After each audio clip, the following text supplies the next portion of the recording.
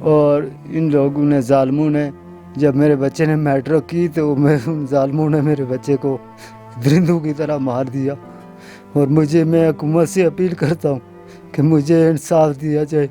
مجھے صرف انصاف چاہیے. آئی جی پنجاب سے یہ اپیل کرتے ہیں عثمان گلزار صاحب سے, وزیر اعظم عمران خان صاحب سے, کہ آپ ہمیں اس طرح انصاف دیں جس طرح اگر آپ کا بیٹا ہو اس کے ساتھ یہ ہو تو پھر کیا ہوگا. پاکستان ہے کہ میں عرض کرنی ہوں, میں فریاد کرنی ہوں, مجھے انصاف ملے, میں انصاف چاہنی ہوں. میرا بیٹا مجھے ادھر بٹھا کے کہتا تھا, ماں میں تلاوت کرنے لگا ہوں, ادھر آ جاؤ, میرے پاس آ جاؤ, میری تلاوت سنو. میرا بیٹا زبانی سورہ یاسین پڑھتا تھا. ہمیں انصاف ملے. السلام علیکم ناظرین, میں ہوں آپ کا میزبان حسنین, آپ دیکھ رہے ہیں نیا پاکستان. آج میں موجود ہوں کوٹلی ستیاں کے علاقے موڑی میں, جہاں ایک بچے کو تشدد کیا گیا, ایک بچے کو بدفعلی کے لیے اکسایا گیا, اور اس تشدد کی وجہ سے 4 دن بعد اس بچے کی ڈیتھ ہو گئی. تو میں ان کے والد کے پاس موجود ہوں, تو ان کے والد سے پوچھوں گا, اس کیس کے والد سے پوچھوں گا, ان کے بچے کے والد سے پوچھوں گا. السلام علیکم. وعلیکم السلام. اچھا یہ بتائیں, پہلے تو مجھے احسن کے بارے میں بتائیں کہ احسن کی عمر کیا تھی, کیا کرتا تھا؟ جی احسن کی عمر 17 سال تھی. احسن ابھی میٹرک کی تھی اس نے, اور میرے ساتھ ہی گھر میں وہ ابھی فارغ ہوا تھا میٹرک سے, اور میں محنت مزدوری کرتا ہوں. اور ٹھیک. اچھا کچھ لوگ یہاں سے احسن کو ساتھ لے کے گئے ہیں. چلے میں کیس کے والے سے آپ سے بات کرتا ہوں. آپ یہ بتائیں کہ احسن ابھی میٹرک کیا تھا, کتنے بیٹے ہیں آپ کے؟ میرے 3 بیٹے ہیں, اور ابھی احسن نے میٹرک کیا تھا. اچھا 3 بیٹے ہیں آپ کے, اور احسن سب سے بڑا؟ جی احسن درمیانہ بیٹا تھا, دوسرے نمبر پہ تھا. دوسرے نمبر پہ تھا. ٹھیک ہے. تو احسن کی جو یہ میڈیا پہ کہا جا رہا ہے کہ احسن کو بدفعلی کے لیے انہوں نے اکسایا اور بعد میں سے تشدد کیا, اور 4 دن بعد احسن کی ڈیتھ ہو گئی. تو کیا بتائیں آپ اس واقعے کے متعلق بتائیں, آپ کو کیسے پتہ چلا, احسن کو کون لے کے گیا, کہاں لے کے گیا؟ احسن کو گھر سے بلا کے لے کے گئے ہیں منصور اور رستم, یہ ہمارے ہمسائے نزدیک رہتے ہیں. وہ لے کے گئے ہیں. انہوں نے اس کے بعد احسن کو انہوں نے جو بھی تشدد کیا, اور اس کے بعد مجھے انہوں نے کال کی کہ آپ کا بیٹا ہمارے پاس ہے اور آپ روڈ پہ آ جائیں. جب میں بازار کی طرف گیا تو وہاں میں نے دیکھا کہ میرا بیٹا خون میں لت پت پڑا تھا, اور وہاں مجھے وہ دیکھ کر دونوں فرار ہو گئے. اچھا آپ جب گئے, انہوں نے احسن کو آپ کے پاس آپ کو دیا اور بعد میں خود بھاگ گئے؟ خود بھاگ گئے. ٹھیک. اور میں بچے کو لے کے ہاسپٹل چلا گیا. وہاں پہ 4 دن تک میرا بیٹا زندگی موت کی کشمکش میں رہا. اور اس کے بعد ناظرین, ایک باپ سے اس کا سہارا چھین لیا جاتا ہے, ایک باپ سے اس کا بیٹا, جوان بیٹا چھین لیا جاتا ہے, محض اپنی ایک جسمانی اسے بدفعلی کے لیے اکسایا جاتا ہے. وہ بدفعلی کے لیے نہیں مانتا, اس پہ تشدد کرتے ہیں, اس کی اتنا تشدد کرتے ہیں کہ اس کی ڈیتھ ہو جاتی ہے. ان کا کہنا ہے کہ خون میں لت پت تھا, اس کی بازو کی ہڈی توڑ دیتے ہیں, اس کا سر پھوڑ دیتے ہیں. تو آپ یہ بتائیں کہ آپ کو کیسے پتہ چلا کہ کون لے کے گیا, کہاں لے کے گیا, اور کیسے یہ بات کیسے پتہ چلی کہ اسے بدفعلی کے لیے بھی اکسایا گیا؟ کہ یہ احسن نے بات بتائی آپ؟ جی مجھے یہ احسن نے بتایا. جب انہوں نے مجھے دیا اس وقت وہ خون میں لت پت تھا. میں اس کو اسپتال میں لے کے جا رہا تھا, تو رستے میں مجھے اس نے بتایا کہ مجھے منصور اور رستم نے مارا ہے, اور مجھے جو ہے نا وہ کسی اور ارادے سے میرے ساتھ وہ کچھ اور کرنا چاہتے تھے. تو میں جب انکاری ہوا تو تب مجھے اتنا انہوں نے مارا ہے, اور مجھے جو ہے نا ابھی ہم ان لوگوں کو درندہ کہیں, وحشی کہیں, کیا کہیں, جو ایک نوجوان کو لے کے جاتے ہیں, بدفعلی کے لیے اکساتے ہیں, نہیں مانتا, اسے تشدد کرتے ہیں, اس کی ڈیتھ ہو جاتی ہے. آپ مجھے یہ بتائیں کہ پولیس نے اس پہ کیا ایکشن لیا؟ پولیس نے تو انہیں گرفتار کیا, لیکن اس کے بعد ابھی کیونکہ میرا بیٹا فوت ہو گیا تھا, میں تو اتنا کچھ تو پھر ابھی تک کچھ معلوم نہیں ہوا کہ کیا ہوا، انہوں نے کیا کہا، کیا نہیں کیا ہوا۔ آپ کو کچھ پتہ نہیں ہے انہوں نے جی اطراف مجھے- جرم کیا، انہوں نے پولیس نے ان سے کیا انویسٹیگیشن کی، پولیس نے کیا نہیں، تفتیش کی؟ مجھے ابھی تک کوئی کچھ پتہ کیا نہیں۔ پولیس آپ کے پاس آئی؟ نہیں، میرے پاس تو پولیس نہیں آئی۔ ناظرین یہ اس کیس کا اندازہ لگا لیں، پولیس ان کے پاس آئی نہیں، پہنچی نہیں، ان کا بیان نہیں لیا، کوئی انویسٹیگیشن نہیں، کوئی تفتیش نہیں ہوئی۔ میں حکام بالا، میں پولیس کے، میں ایس پی سے، پولیس آئی جی پنجاب شعیب دستگیر صاحب سے بھی میں یہ مطالبہ کرتا ہوں کہ آپ ان کا کیس سنیں۔ پولیس ان کے پاس نہیں پہنچی، انہیں یہ نہیں پتہ، یہ سادہ لوگ ہیں، ان کا کام ہے صرف کمانا اور کھانا، انہیں نہیں پتہ پولیس اسٹیشن میں کیا ہوتا ہے، کیا انویسٹیگیشن ہوتی ہے، انہیں نہیں پتہ وہاں جا کے کیا بیان دیتے ہیں، یہاں سے کتنی دور، یہ ایک پہاڑی ہے جہاں ہم موجود ہیں، یہاں سے کتنی دور پولیس اسٹیشن ہے، کیا یہ باپ اس حالت میں وہاں پولیس اسٹیشن